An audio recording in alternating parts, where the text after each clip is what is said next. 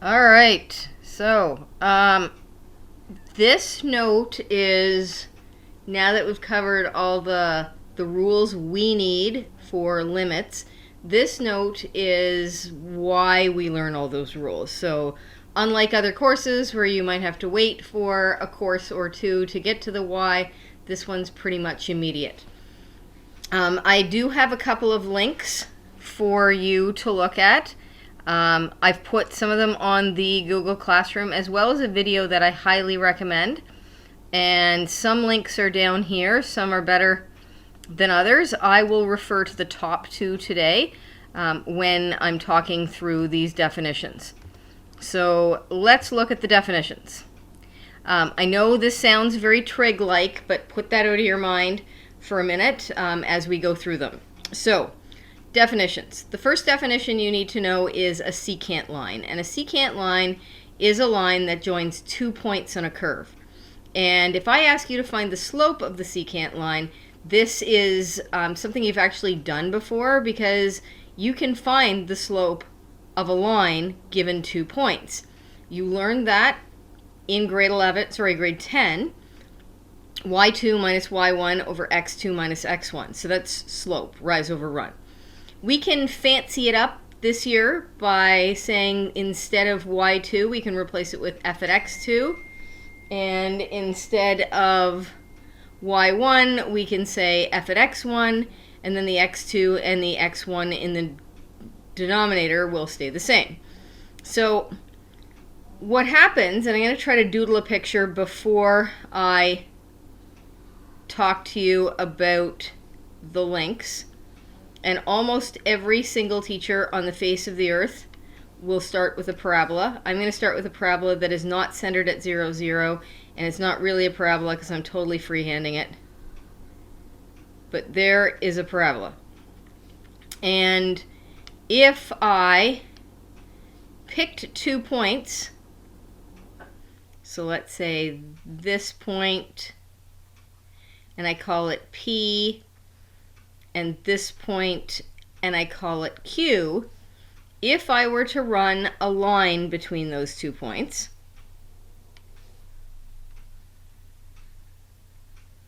that line would have a slope, and you'd be able to figure out the slope using this formula.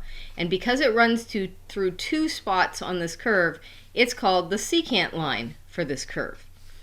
Now, what happens in calculus, and today in pre-calculus, and I hope I've done this well, oh good, is we start pulling Q closer and closer and closer and closer to P. And what happens is your tangent line, your secant line changes. So it changes to, let me say that, which means your slope changes. And then it gets closer, Q gets closer and closer and closer and closer to P, following along the curve, until there's a time when you can barely tell that P and Q are even separate. And when Q actually reaches P, we have a brand new definition, and that definition is the tangent line. And the tangent line only touches the curve in one spot. So that means we need a new formula. So we can take our f at x2 minus our f at x1 over x2 minus x1, and we can say, okay, I don't want this space, this delta x space between P and Q. I don't want it to be super huge. I don't even want it to be tiny. I want it to be so tiny that it's almost 0. So this delta x, that's this symbol here, is saying please have the space between P and Q so small that we might as well call it 0. And I hope that you have an understanding that if this is our x2 minus x1, that this x minus this x will make 0, so you can clean the formula up and make it look like that. So this delta x is a smidgen between the P dot and the Q dot.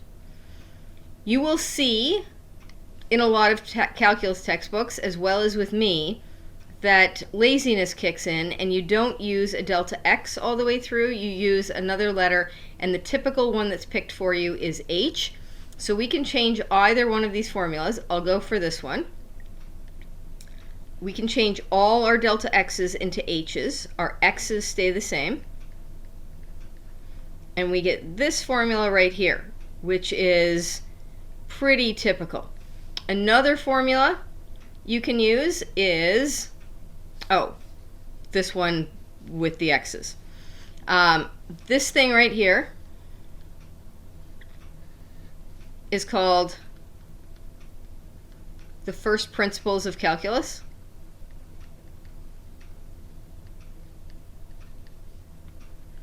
And the thing about the first principles of calculus is when you learn how to do all the work I'm going to show you today and with the next lesson, the last lesson, when you get to learn all of that, you're going to come back to this and you're going to say, why did I ever have to learn that at all?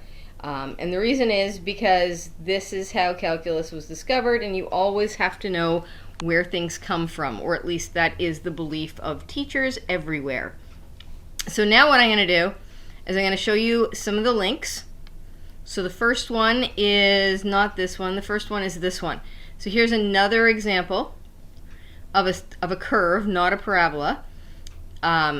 It's possibly an N shape, so a degree 3. Here's an example of a secant line running through 2 points on the curve. And here is an example of a tangent line just grazing the curve. So the next one is the one I showed you here, the one that popped up when I first changed it over. And all the red lines that happen here, so here, here, here, here, here, here, here, those are all secant lines. So secant, secant, secant, secant, secant, secant, secant, secant, secant.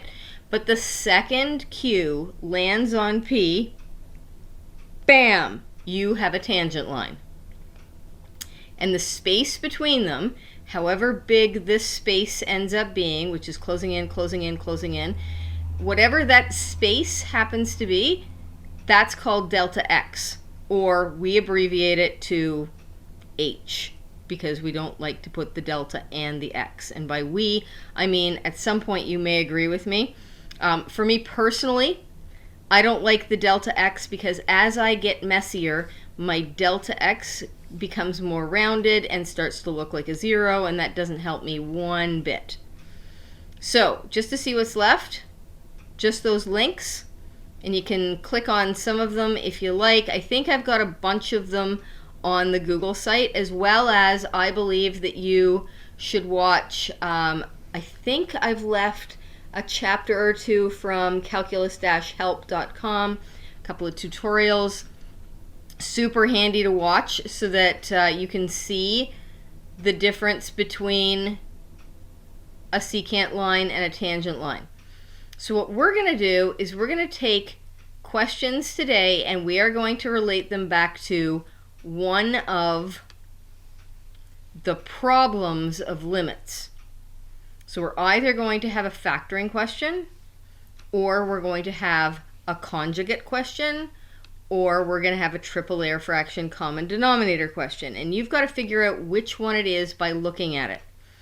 And I will lead you through a lot of these as we go. And I'm also going to show you how to do it in a way that is as little writing as I possibly can, which is still a lot of writing.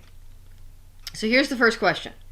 It says, determine the slope of the secant line and the tangent line to y equals x squared at x equals 2. See, told you, parabola, usually the starting spot. So for secant line, I'm going to try to do this in, I think it's red that I usually choose. So I'm going to do secant line in red, but in order to do the slope of the secant, I will have to have a y2 minus y1 over x2 minus x1.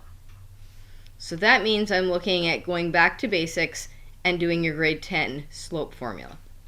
I'm going to move that into place, but before I start talking about secant line, let's find an x1 and a y1 and an x2 and a y2. And this is the stuff that will very, very rarely appear in a book. They'll just do it as part of the larger question. I like to break it down a little bit more. So, x1. x1 is the x I give you. So I give you an x of 2, x1 is a 2.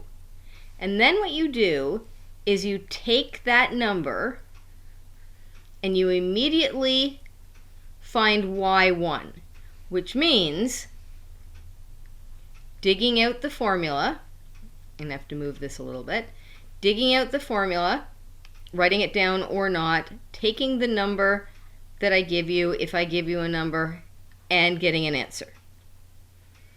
Now the harder part is finding an x2, because if you look in this question, there is no second x value. So what we want to do is we want to say, okay, let's find a second x value that's just a smidge more than 2. So we call that 2 plus h.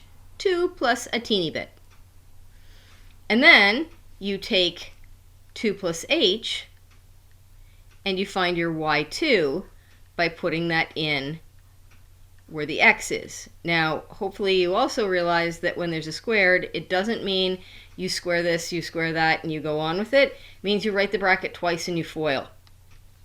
So 4, 2 times h times 2, h squared, and I'm going to put this in a normal quadratic order, not that it matters one little bit. So now that we've got all our values, our y2, our y1, our x2, our x1, we can actually find the slope of the secant. So typically in math, we don't write slope of the secant. We write slope of the secant. And I'm going to steal this formula that I wrote before. And we've got all the little pieces for this right away. So I can very easily say to you, okay, in our list, what's y2? And y2 in the end result is this thing. So I'm going to write that down. And then the formula says I have to put down a subtraction sign. Then I have to find y1, which is sitting here, over x2, which is this, minus x1, which is 2. And our job is to clean this up as much as possible. Now it should not surprise you that 2 minus 2 is 0, in which case we have an h in the denominator. And the reason that shouldn't surprise you is because that's what happened from here to here. We had the x values cancel out and you're left with a delta x, which is actually our equivalent of h. Next thing, clean up any more that you can. So for instance, in the numerator, I can take out this 4 because 4 minus 4 is 0. So I'll have h squared plus 4h. And you have to take that at some point and you have to relate it back to the last note. So we have to figure out, is this a common denominator question? And your answer should be no. It doesn't have a triple or more layer fraction. Next question you should ask yourself, is this a conjugate question? And the answer should be no, I don't see any square roots. The next question you should ask yourself, is this a factoring question? And the answer is yes, I can take out an h.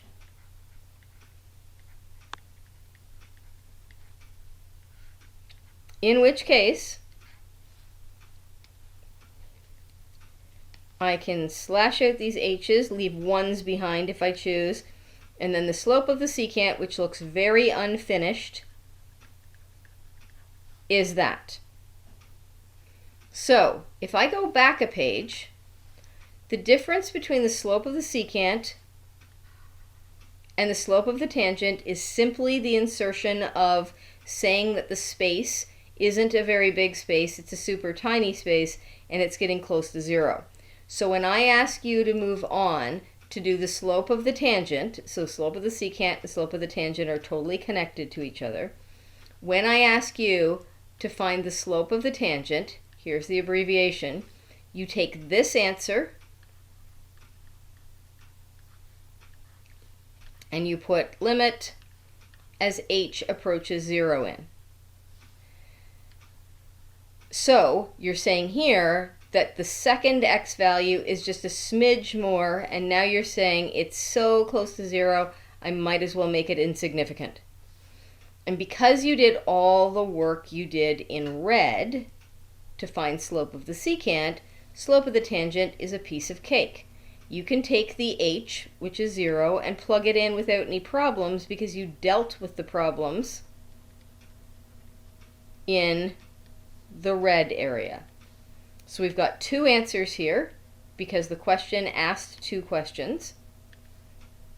First question was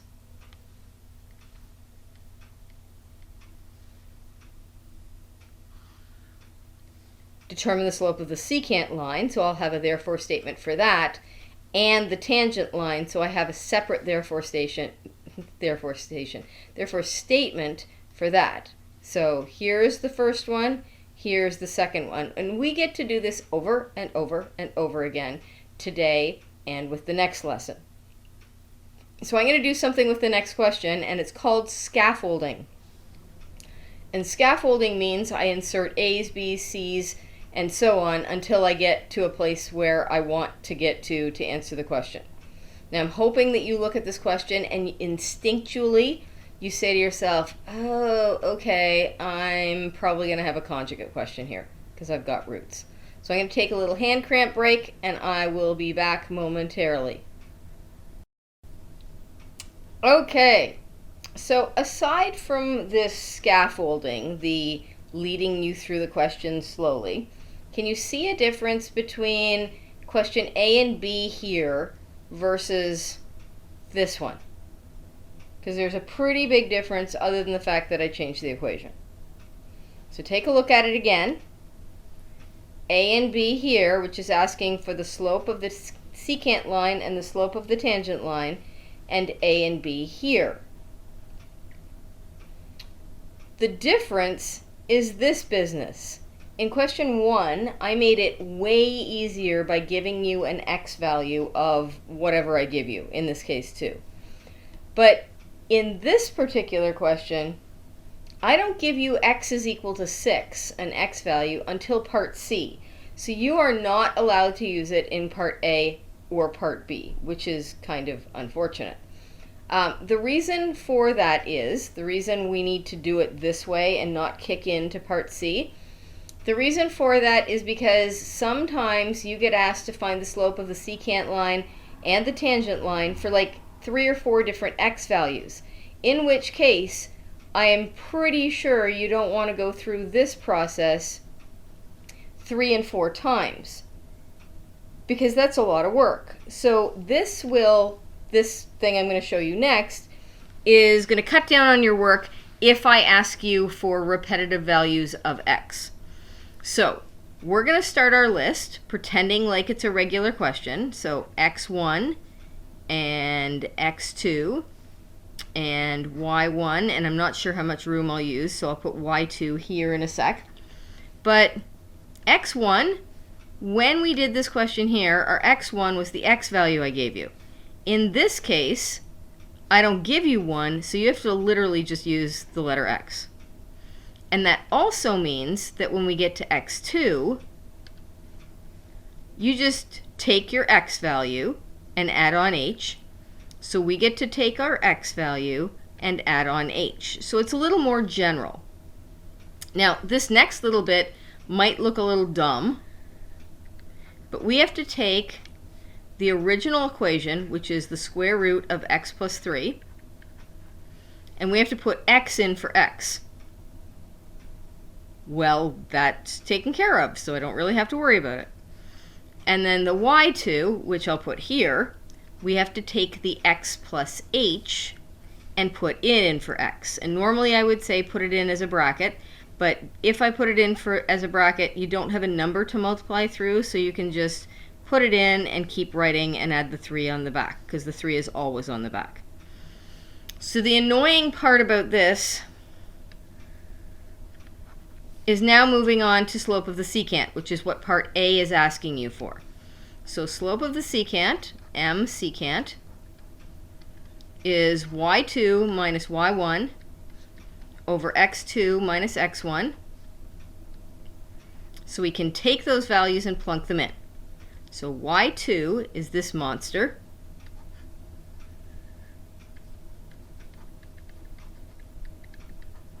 Minus y1 is this lesser monster. Over x2 minus x1. And I always like to write all of this stuff down so I can check to see that those two things in fact will cancel themselves out, which they do because x minus x is 0. So that means I haven't made a mistake yet. So what I'm going to do now is I'm going to realize that if I relate this back to the day before's note, this is not a factoring question because it's not just simple. And it's not a common denominator question because it's not 3 layers or more. It is in fact a conjugate question. So a reminder that you must multiply both top and bottom by the exact same information to make it a fancy one. And you have to change the sign to make it the conjugate on both of those levels. And then you get to FOIL. So that means, big dot, I'm going to multiply both top and bottom by root x plus 3 plus h, x plus 3 plus 8x plus h plus 3 under a square root sign. That was difficult. Plus instead of minus, so opposite sign. And then x plus 3 under a square root sign back there. So the contents of your roots stay the same, and I have to do that in the numerator, and I have to do that in the denominator. Something I hope you remember from the previous lesson is with your non-conjugates, which is the denominator, you can just take the h that's remaining when you subtract those x's and smuck it against the conjugate. Because the whole point is, hopefully somewhere along the line, you'll be able to cross out that h. And if you can't, you created a problem of your own. So now I'm going to FOIL. So root x plus h plus 3 times itself means it's squared, plus root x plus h plus 3 multiplied by root x plus 3 minus, I'm going to write it in the same order, root x plus h plus 3 times x plus 3 minus, because it's a negative times a positive, root x plus 3 squared. And if you're sitting there thinking, wow, this is a lot of writing, remember you could have started with slope of the tangent, in which case you would have to write limit as h approaches 0 down the side. Aren't you glad I scaffolded and asked you for the secant line first? So let's see what happens. Well, this quantity right here is the same as this one here. One's positive, one's negative, so they'll cancel out.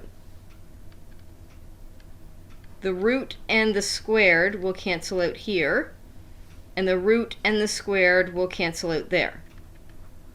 But because there's a minus sign, this has to sit in a bracket. Otherwise, bad things will happen and you'll want to fake math. I feel like I should regroup and tell you what I did to get to this monstrously long line is this times this, so F O I L. So I FOILed that to get this. Denominator,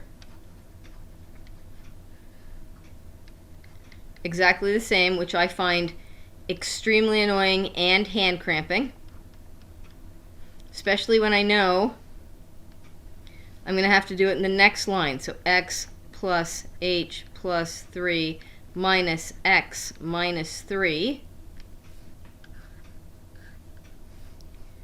All of that over h times this quantity. No typos allowed. So this will cancel with this, 1's plus, 1's minus. This will cancel with this, 1's plus, 1's minus. And what's left is this.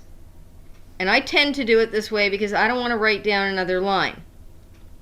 So that's the only thing that's left, and if that's the only thing that's left, I am allowed to cancel it with the h that's out front and leave behind the end result for part A, the slope of the secant, which has a denominator of root x plus h plus 3 plus root x plus 3, and on the top, because everything canceled out, you're left with a 1.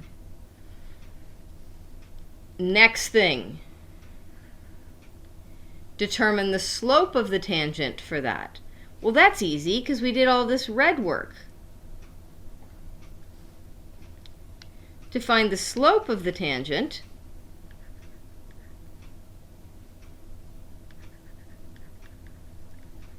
bad placement, put it here instead. To find the slope of the tangent, you take the result of all your hard work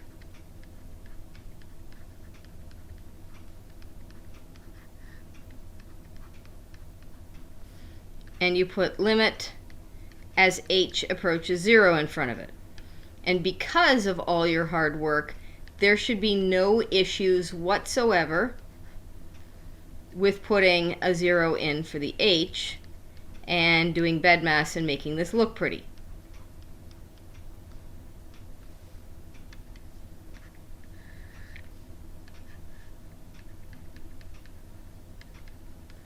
And I don't know if you remember this from the last question in the last lesson, one of these roots plus a second of these roots gives you 2 of these roots. So I should sum this up with, oh, I just found a very, very general answer for the slope of the tangent because I didn't tell you what x value to use. So if I now ask you to do x equals 1, x equals 2, x equals 3, x equals 4, x equals 5, x equals 6, you can put them into this very simply instead of doing all this 3 times. Sorry, 6 times, 1 through 6. So the next thing I want to do is I want to move on to C, which says determine the slope of the tangent line. Really happy we just found the slope of the tangent line. But now I want it specifically at x equals 6. So for part C, I have to use my part B.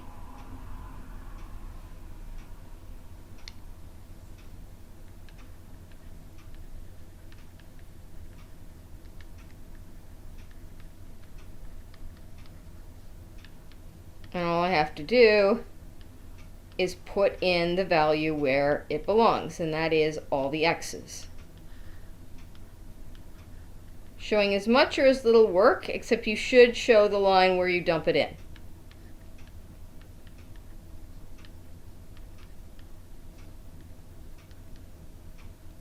So that is a specific tangent, sorry, a specific slope of the tangent for a specific x value. So we're on to part D. Part D says determine the equation of the tangent line. Still with the same curve, still thankfully with the same x value. So I hope you know that an equation of a tangent line is pretty much the same thing as an equation of a line. So that's something you did in grade 10 and or 11. And I hope you remember that the equation, short form, of a line, any old line, uses y equals mx plus b. Ah, you might have done this in grade 9 as well. So I should probably list my m, my x, and my y sitting here. Now, visibly, this is my m. Now I should check for my x.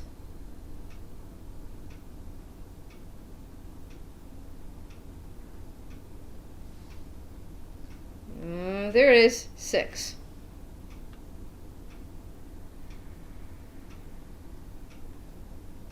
Now my y.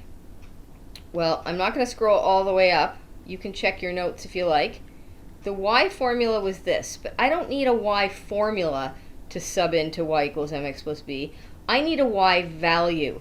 So I can take the x, unless I've done it previous to this, which I haven't for this case. I need to take my x and I need to sub it in for all the x's, do some math, and come out with an x value. Because what that then lets me do is it lets me go here and write down 3 in for the y, 1/6 in for the m, 6 multiplied by it for the x, and b is my unknown. So 3 equals 1/6 times 6 is 1 plus b. Leave the b behind, take the 1 across and change its operation and come out with a b value. Oops, not a 6 value, a b value. Now you are not done until you give me a therefore statement, like a real live therefore statement. So therefore, the equation of the tangent line is y equals m was the 1/6, x plus b, so that's plus 2. And there's our answer. So what we're going to do next, after my little hand cramp break, is we are going to go on and do the exact same question for this, which you're looking at it thinking no roots, I hope. No roots, no conjugate method. So hand cramp time. So I hope what you're thinking to yourself about this question is, well, this isn't going to be the conjugate method because there's no roots, and it's actually not going to be the common denominator method because there's no fractions. So this is easy. It's just the factoring method. And the answer to that is, no, not quite, because the algebra in here is, frankly, a pain. So it's not hard. It is pretty annoying for us to get into our little list here. So I'm going to start it up pretending that A, B, C, D doesn't exist for the time being. And we've already worked on a question like this where it says determine the slope of the secant line for a formula, but I didn't give you an x value, so your x1 is x, and your x2 is x plus a smidgen. Then y1 is us taking x and putting it in for all the x's right here. Well, that's simple.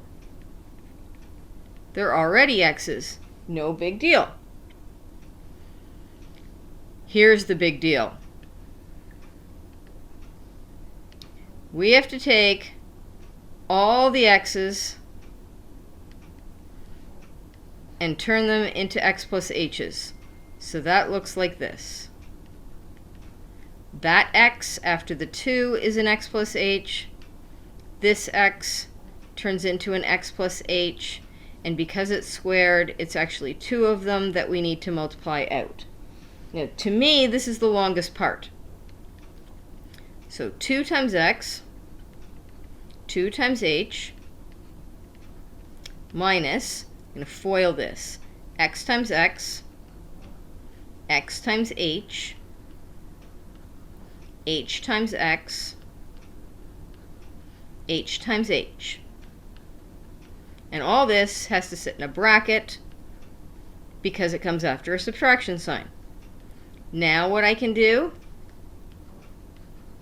is I can run the subtraction sign through the question, or through the bracket, sorry, and then collect like terms. And this is not all that difficult. But it certainly cramps my hand, so I'm not wanting to do this over and over and over again. But there is my super ugly y2. And now I can start the slope of the tangent line. Sorry, secant line. Got to do part A before we do part B. So part A, appropriately label it, so slope of the secant. Write down the formula if you choose. If you choose not to, then make sure you fill in the formula you chose not to write down correctly. So y2, this stretch of information.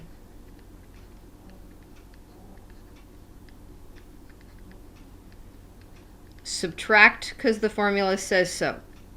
y1, this information. In a bracket because it comes after a subtraction sign. And if you know how to deal with that quicker, you personally, I do, then deal with it quicker, just deal with it correctly. So if you can run this negative through mentally and write down the right ending to this numerator, then go ahead. But if you do it incorrectly, it will botch everything. So y2 minus y1. Now if you're sitting there thinking, oh, this is going to be so hard not to botch things. I hate to tell you this, but there's little clues. For instance, and I'm going to cross stuff out, this 2x is positive, this 2x is negative. That's it. That's all that crosses out. So this has an h, and this has an h, and this has an h, which you expect to have so that you can common factor out and cancel with the h on the bottom. But if this chunk of information here does not cancel with this piece of information here, then you know things are a little bit off. So that's the clues that I look for.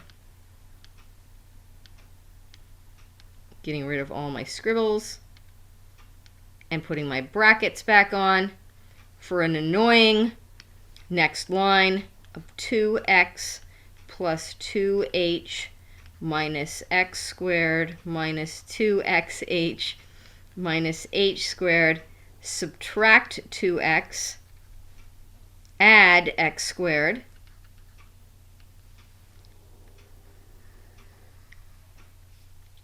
cancel, cancel, h in the denominator.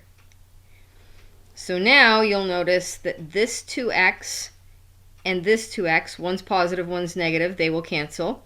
This is an x squared, this is an x squared, one's a positive, one's a negative, they will cancel. So what you have left is this piece of information, and this piece of information, and this piece of information.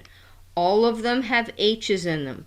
So that means that you can common factor an h very carefully out of all of them. Let's see if I did that right. 2h, negative 2xh, negative h squared. Got it. Cancel, cancel. Things are working out. So the slope of the secant can't go any further than 2 minus 2x minus h. Next step, still no actual x values. I am looking for the slope of the tangent line, which means I get to steal my own information. So, slope of the tangent line is blue.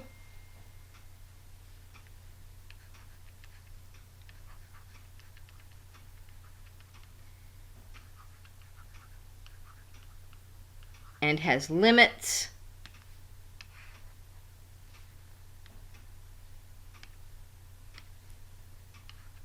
I like to bracket off bulky information. And I can put that 0 in because of all my hard work.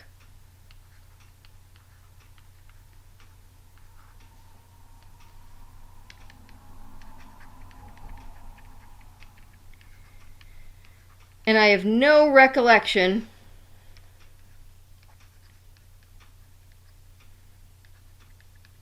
of the x value I am expected to use to find the specific slope of the tangent.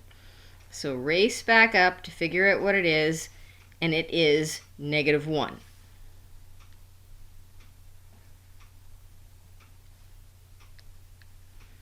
So m tan is equal to 2 minus 2 times -1. BEDMAS says do the multiplication first and we end up with a much better number than the last time. I end up with no fractions, I end up with 4. And now I can do the last piece of information, which is to determine the equation of the tangent line. Still using x equals -1, which is a really good thing, because if I'm asked for the equation of a line, any line, tangent, secant, regular, I'm going to use this formula. So I need an x, got it. I need an m, did a whole bunch of work for that, and I need a y. And y sometimes is given to you, and sometimes it's hidden for you to get for yourself. So y was 2x minus x squared. We don't want to use a blurb. We want to use a number. So we take the x value and plug it in. So 2 times -1 is -2. Subtract. -1 squared is a +1. So my y value ends up being -3, and now I can start. So y equals mx plus b. Do a little multiplying. Do a little solving equations. And I end up with b is equal to 1. So I can write you a tidy little therefore statement of the equation of the tangent line is y equals, forgot my m already, 4x plus b, and b was 1. So there is our therefore statement. So one more little hand cramp break before I tackle, this guy. Hey, common denominator, big tip off. Okay, so I'm pretty sure that this is a pretty lengthy note for you guys. It is for me and my hand cramps. But I did want to put in some effort into showing you some easy starting questions, some scaffolding questions, and most importantly, a conjugate method example, a factoring method example, and a common denominator method example. Because what that does is it goes back to show you how yesterday's lesson, all parts of it, were important. Technically, it also includes the no problem direct solution or direct substitution, because in the end you change every single one of these guys into no problems with your work. So last question of today's note. Here it is, and I've scaffolded nothing. I am asking you to go to the equation of the tangent line.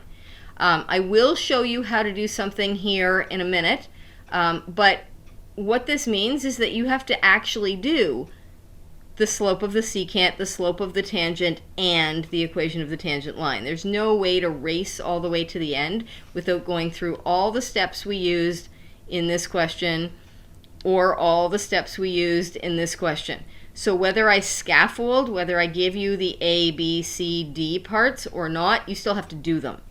So my first step is to do this stuff. And once again, I am not quite sure about this or where to put it. So determine the equation of the tangent line to, this is the formula. Oh, we are so relieved with this. It means that the first thing you can do is do that. And we can put it in for the x, all one of them, and come out with a y1 value. It also means we can do this, x plus h, and because 0 plus h is just h, I'm going to tidy that up. So remember, this x goes in to find y2, this x goes in to find, this x1 goes in to find y1, x2 goes in to find y2, in case I messed that up, which I likely did. So everywhere there's an x, right here, I get to put 0 plus h or just h. So I'm just going to put the h because that leaves me nothing to do here. So now I'm going to go on and do slope of the secant.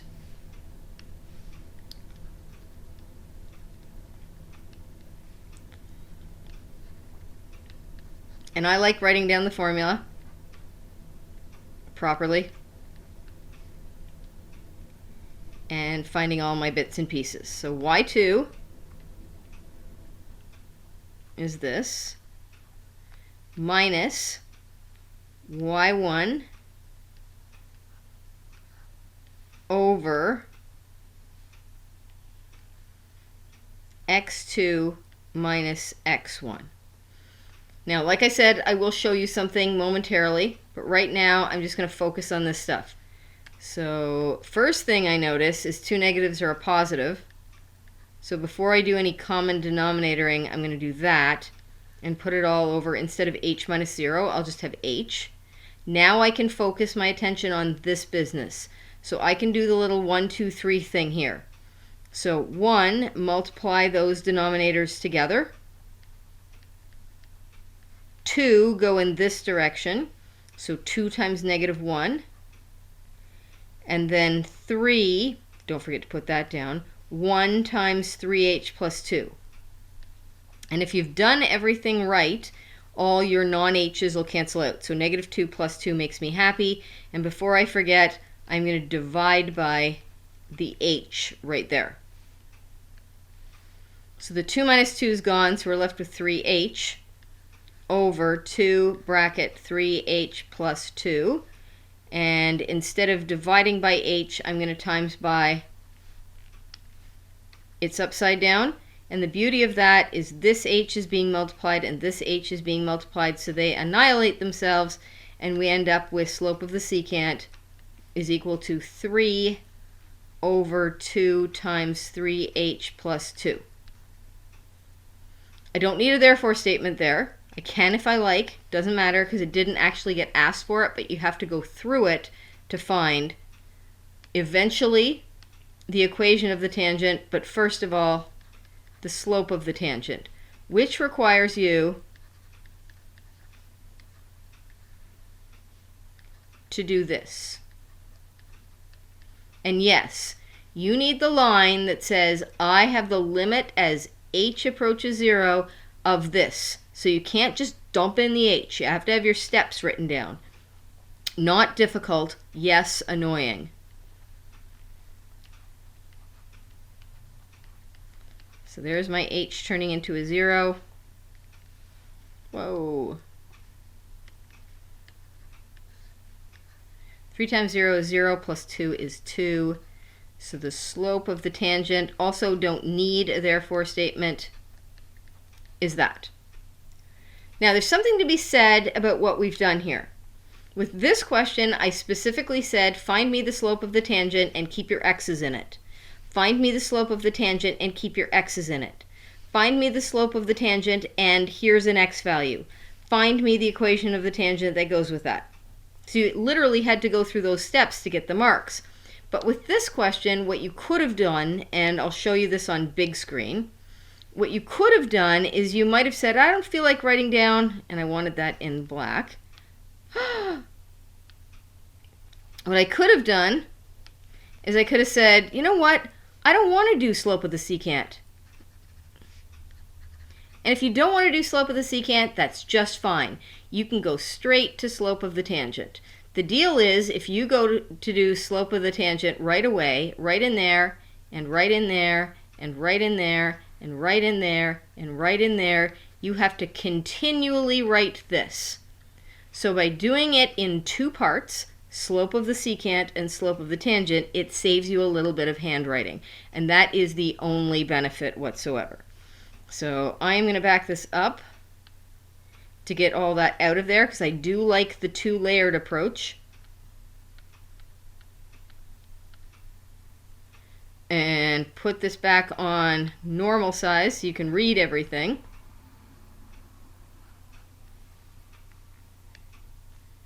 And also get that 3/4 back again. Bah!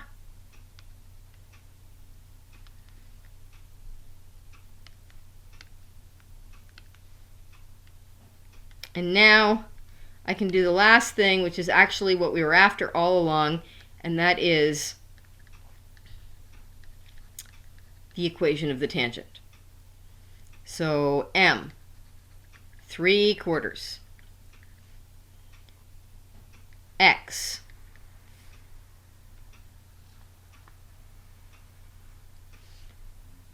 zero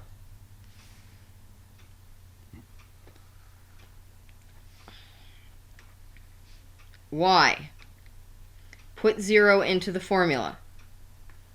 Be aware of what you have done already. You already put 0 into the formula and came out with -1/2. So I could do it again, or I could steal my own information. So y equals m times x plus b. 0 times tables means that that is 0. And 0 plus b is just b. So therefore, the equation of the tangent line is y equals m is 3/4 x plus b. So here's another little bit. If somebody starts babbling to you about calculus and calls this by a different name, like maybe your calculus teacher, the slope of the tangent, instead of saying the slope of the tangent, or more specifically, tangent line, the name for that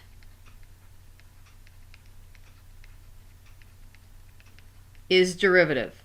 So if somebody asks you for the slope of the tangent line, so find the slope of the tangent line, this is your answer. If somebody asks you for the derivative, this is your answer, because derivative is a word that means slope of the tangent line. Just a little heads up for those of you who are taking calculus class, because you're going to need this unit. It is likely going to be an ISU, so hang on to this information. So that is all for today. I'm going to do a little bit more practice with the 3 methods with the next lesson. It's called rate of change. Basically, I changed the wording on the questions, but we're doing all of the same information. We are still going to be doing slope of the secant and slope of the tangent, just under a different name. So a little preview of that. So hopefully that will be the last note for this advanced functions course. So take care. Catch ya.